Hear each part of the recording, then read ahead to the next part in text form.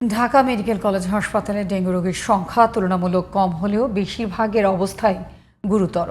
চিকিৎসকরা জানিয়েছেন অন্য হাসপাতালের জটিল ডেঙ্গু রোগীরা আসছে ডিএমসিতে। ডায়রিয়া ও ফুসফুসে পানি জমা সহ বিভিন্ন জটিলতায় ভুগছেন তারা। এছাড়া হাসপাতাল থেকেও ডেঙ্গুতে আক্রান্ত হচ্ছেন অনেকে। এমন পরিস্থিতিতে এডিস মশা নিয়ন্ত্রণের কোনো বিকল্প নেই বলে জানিয়েছেন চিকিৎসকরা। আহমদ অনিকের রিপোর্ট। ঢাকা মেডিকেল কলেজ হাসপাতালে বাড়ছে ডেঙ্গু রোগীর চাপ। পরিস্থিতি সামাল দিতে খোলা হয়েছে আলাদা ডেঙ্গু ওয়ার্ড। দেশের বিভিন্ন স্থান থেকে হাসপাতালে আসা ভর্তি রোগীদের অনেকের অবস্থাই জটিল।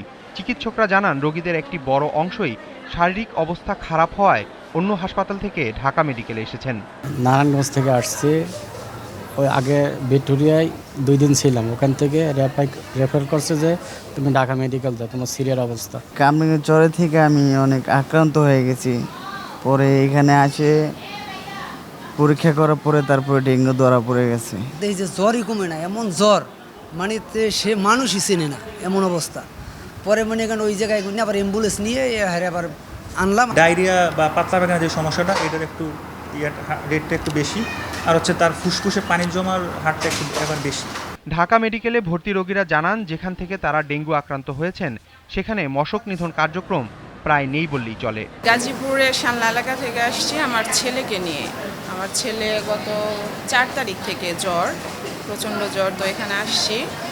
তো মশার পরিস্থিতি বলতে ওইদিকে প্রকট, প্রচুর মানে উপদ্রব মশার। যে আগে যেমন সিটি কর্পোরেশনে মারতো, ধোঁয়া মারতো না কি মারতো, এখন তৈরি দেয় না।